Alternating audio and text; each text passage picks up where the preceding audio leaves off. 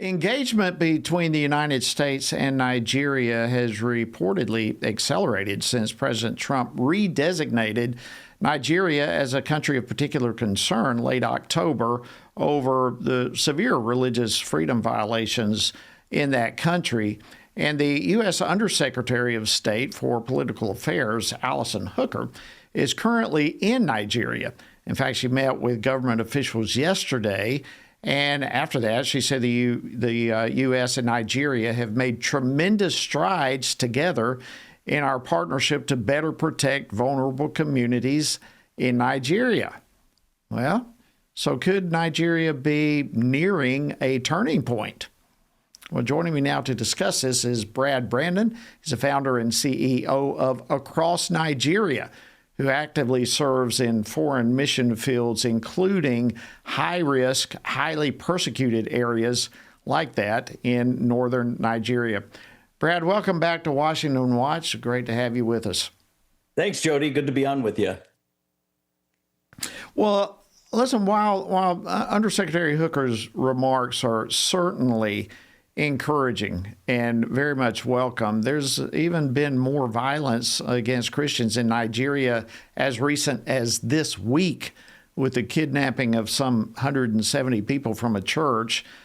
So if you would, walk us through the serious danger that Nigerian Christians are currently facing. Yeah, so if you take all the Christians in the entire world that were killed in 2025, 70%, 72% of them were killed in northern Nigeria. So this is a serious problem. More Christians are killed in northern Nigeria than anywhere else in the world.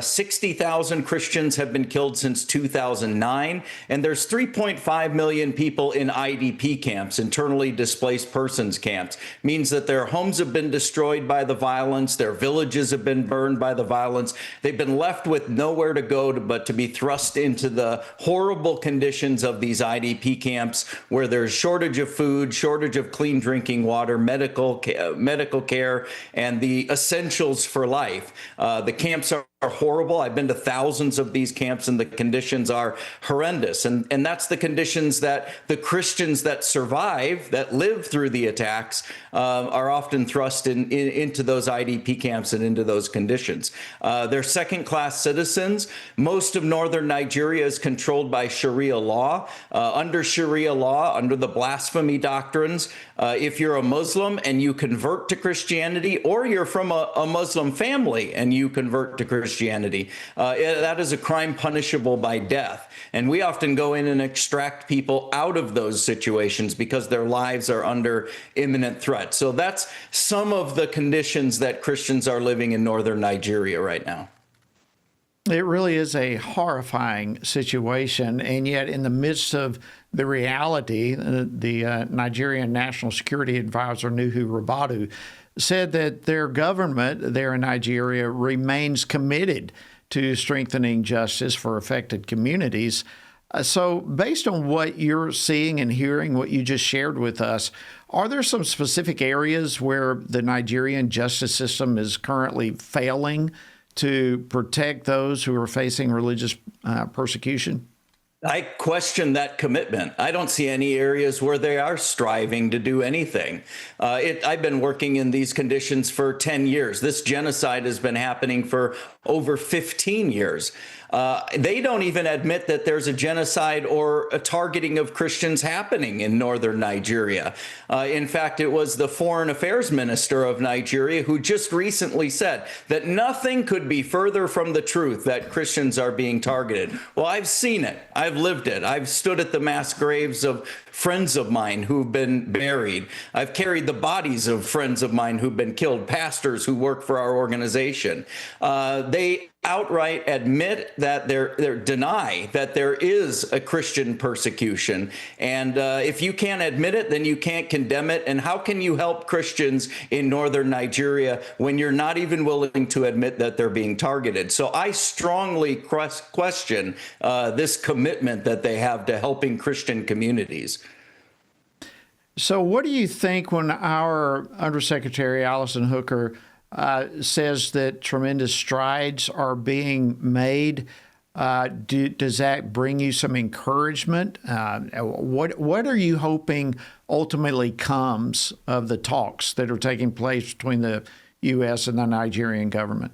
I think the Nigerian government is very good at snowing people and making them think something is happening when it's not. I've seen it happen for the last 10 years. I've seen it time and time again. What they're interested in, according to the Foreign Affairs Minister of the Republic of Nigeria, is they're interested in investors, and they're trying to clean up their image right now because foreign investors are running from them as fast as they can. So they need to clean up their image so that they can attract foreign investors back into the country. That's what the Foreign Affairs Minister has said. Youssef Tugar said that just in December 22nd, made that very statement, that they were more worried about the image of Nigeria because it's chasing away investors. So what they're trying to do is change that image. They're not actually trying to do anything on the ground, at least anything of substance that I've ever seen. So from your perspective, from Nigeria's perspective, certainly not from the U.S. perspective, but from Nigeria's perspective, this is all about optics. So with this, let me just last question. How would you encourage our viewers and our listeners right now to be praying for Nigeria and the people, particularly the Christians there? Well, our organization not only helps persecuted Christians in northern Nigeria, but we go into areas that are controlled by Boko Haram and ISWA, which is the ISIS of West Africa. And one of the tenets of our organization is to bring the gospel into those areas. So I always encourage people, pray that God would open the hearts of Muslims in that region. The gospel of Jesus Christ is the answer. That is the solution to the problem. Government intervention by the U.S. can help. Certainly institutions can help. All of that can help. But the ultimate solution is the gospel of Jesus Christ. So I encourage Christians in the U.S. to pray that God would open the heart. And only God can open a heart. We learn that in the book of Acts. Right. When he opened the heart of Lydia, Paul preached the gospel. She came to Christ. Governments can't. We're going to have to end it there. Brad Brandon, founder and CEO of Across Nigeria, thank you. The gospel of Jesus Christ is indeed the answer, both there and here.